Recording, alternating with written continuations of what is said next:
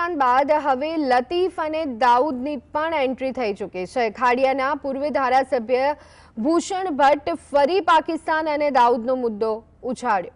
Ward મીટિંગમાં ભૂષણ ભટ્ટે કહ્યું, દાઉદ અને આઈએસઆઈ સાથે સંકળાયેલા રસૂલ પાર્ટીના સગા ચૂંટણી લડવા આવ્યા છે। ભૂષણ ભટ્ટે કહ્યું, રસૂલ પાર્ટી 90ના દાયકામાં જેલ તોડી ફરાર થયો, આઈએસઆઈ માટે કામ કરે છે। સાથે જ કહ્યું, હું મારી વાતને વળગી રહું છું, ખાડિયાને પાકિસ્તાન નહીં બનાવવા દે।